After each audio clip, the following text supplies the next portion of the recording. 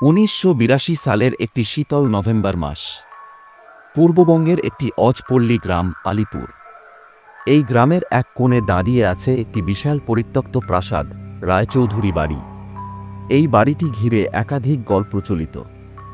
লোকেরা বলে সন্ধ্যার পর ওই বাড়ির পাশ দিয়ে গেলে ঘড়ির আওয়াজ শোনা যায়, টিক টিক টিক ডং, অথচ ওই বাড়িতে কেউ থাকে না।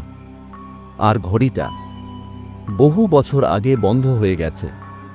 নতুন ইতিহাসের শিক্ষক অভিজিৎ সরকার স্থানীয় স্কুলে যোগ দিতে এসে আশ্রয় নিলেন সেই পুরনো রায়চৌধুরী বাড়িতেই। জেলার বোর্ড অফিসারদের মধ্যে একজন, তার আত্মীয়, তাকে বলেছিল বাড়িটা বড় লোকালে থেকে একটু দূরে, কিন্তু নিশ্চিন্ত। শুধু সন্ধ্যার পর দরজা জানালা বন্ধ করে রাখবে, বাকিটা নিছক গুজব। অভিজিৎ আধুনিক মানুষ, গুজবে বিশ্বাস করেন না। তবু প্রথম রাতে দরজা জানালা বন্ধ করে ঘুমিয়ে পড়লেন। রাত 12টার ঠিক আগে ঘুম ভেঙে গেল হঠাৎ। ঘরের এক কোণে রাখা বিশাল প্রাচীন ঘড়িটা, যেটা নাকি বন্ধ, ডং একটা শব্দ বাজল। এত বছর পর ঘড়ি আবার বেজে উঠল। কিছুটা কৌতূহল নিয়ে অভিজিৎ কাছে গেলেন। ঘড়ির কাঁচটা ধুলোমাখা। তিনি কাপড় দিয়ে মুছতেই হঠাৎ যেন ঘড়ির কাঁটা সামান্য নড়ে উঠল। কাঁটা থেমে আছে ঠিক রাত বাড়তে। হঠাৎ ঘরের বাতাস ভারী হয়ে উঠল।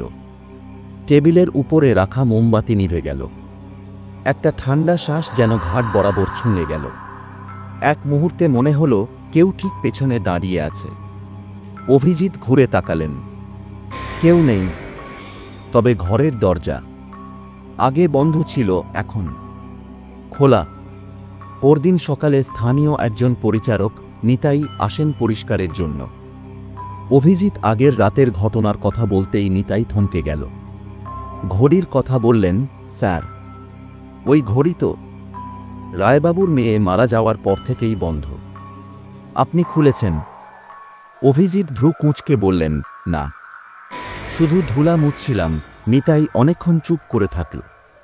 তারপর আস্তে বলল, ওই ঘড়িটা বাজলে নাকি কেউ ফিরে আসে, আবার কেউ হারিয়ে যায়। রাতের পর রাত অভিজিৎ ঘড়ির টিকটিক শব্দ শুনছেন। প্রথমে মনে হতো মনের ভুল, কিন্তু এখন রোজ রাত 12টায় ঠিক একটা শব্দ বাজে, ডং। এবার আর চুপ করে থাকতে পারলেন না।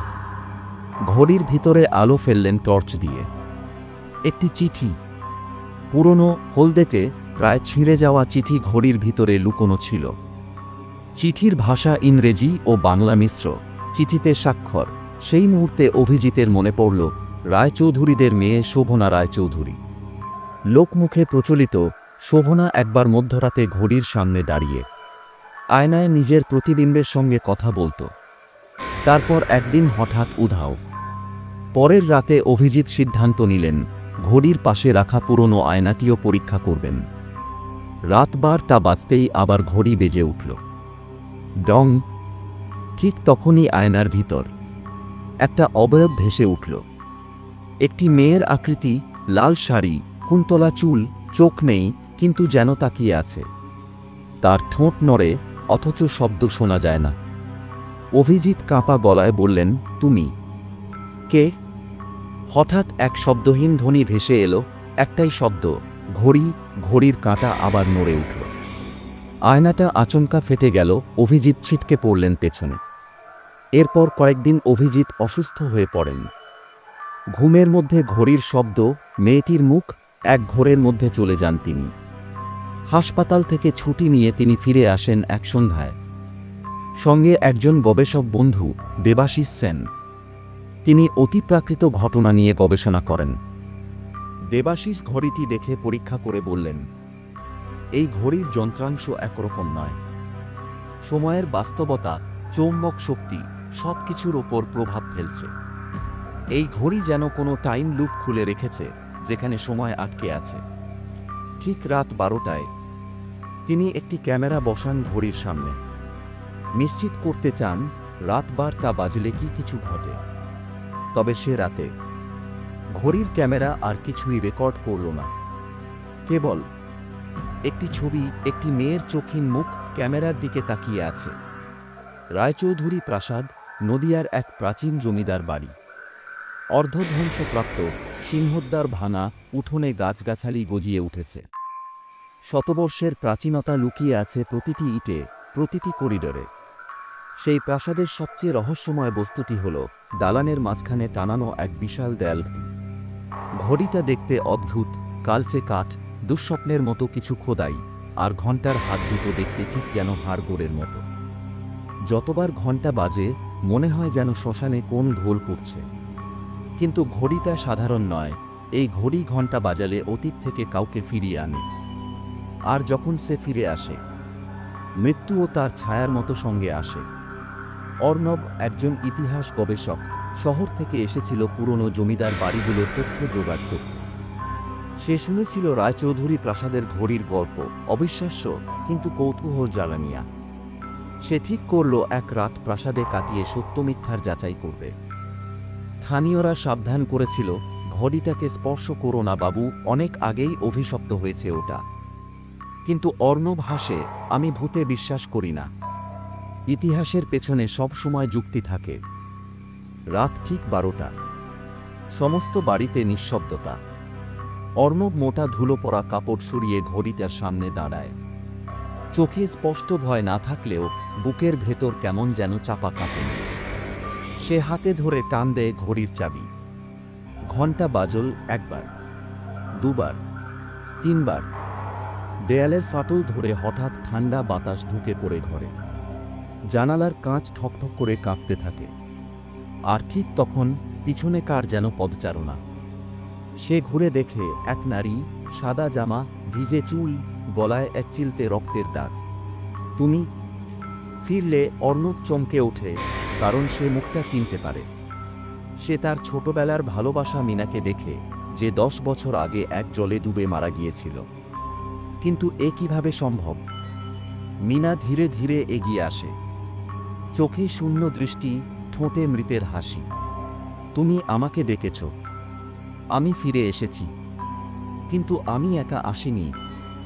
তার পেছন থেকে ছায়ার মতো এক কুয়াশা ছড়িয়ে পড়ে সারা ঘরে। বাতি নিভে যায়। অর্ণব পেছন পেছন হেঁটে যায়, গলাটা শুকিয়ে আসে। তুমি বেঁচে নেই, এটা অসম্ভব, অর্ণব কাঁপা গলায় বলে। মিনা কেবল হাসে, ঘড়ির আত্মা আমাদের চায়, যারা চলে গেছে তাদের ফিরিয়ে আনতে। কিন্তু প্রতিবার সে বদলে কিছু নিয়ে নেয়। এইবার সে তোমার সময়টা নিয়ে নেবে। পরদিন সকালে স্থানীয় লোকেরা এসে দেখে প্রাসাদের ভেতরে অর্ণব নেই। শুধু দেয়ালের ওপর কালো ছায়া আঁকা, যেন কেউ পুড়ে গিয়ে দেয়ালে এমফ্রেন হয়ে গেছে। ঘড়িটা আবার নিঃশব্দ। কিন্তু তখন থেকেই এক রহস্য শুরু হয়। প্রতি পূর্ণিমায় কেউ না কেউ ঘড়ির আওয়াজ শুনতে পায়। আর যেই শুনে, সে কেমন যেন অদ্ভুত আচরণ করতে শুরু করে। কখনো কাউকে ডাকে, কখনো কাঁদে, কখনো কারো নাম নিয়ে রাতভর প্রলাপ বকে। এক ভয়ঙ্কর সত্য ধীরে ধীরে পরিষ্কার হতে থাকে। ঘড়ির আত্মা কোনো এক আত্মা নয়, এটি অনেক আত্মার মিলিত অভিশাপ, যাদের এক একজনকে এক এক সময় কেউ না কেউ ফিরিয়ে এনেছিল। ঘড়িটি এখন চায় আরও আত্মা, আরও ফিরিয়ে আনা, আরও মৃত্যু। 25 বছর পর এক তরুণী, স্বামীরা, তার নিখোঁজ দাদার খোঁজে আসে। দাদার নাম ছিল অর্ণব। সে পুরনো দলিল ঘাঁটতে ঘাঁটতে রায়চৌধুরী প্রাসাদের ইতিহাস খুঁজে পায়। গ্রামের পুরোহিত বলে, ঘড়ি আর ডেকো নামা, তুমি যাকে খুঁজছ সে আর এই দুনিয়ায় নেই। কিন্তু স্বামীরা তা শুনে না। এক রাতেই চলে যায় সেই প্রাসাদে। ঠিক 12টার সময় ঘড়ির ঘণ্টা বাজে। একবার, দুবার, তিনবার। এবার অর্ণব ফিরে আসে, কিন্তু তার চোখ নেই। বুকটা ফাঁকা, তার কণ্ঠ নিঃস্ব। সামিরা, আমি এসেছি, আমাকে নিয়ে চলো। আমি একা, একা, একা। প্রাসাদে আজ আর কেউ যায় না। ঘড়ি আজও ঝুলে আছে দেয়ালে, ধুলোয় মোড়া, তবুও তার পেন্ডুলাম চলছে। স্থানীয় ছেলেরা মাঝে মাঝে বাজে বাজে চ্যালেঞ্জ করে বলে, কে যাবে ঘড়ি বাজাতে? আর বৃদ্ধরা ধমক দিয়ে বলে, ঘণ্টা বাজলে অতীত ফিরে আসে। আর মৃত্যুও। এই ঘড়ির নাম এখন মরণ ঘণ্টা। যার আওয়াজ একবার শুনলে জীবন আর আগের মতো থাকে না।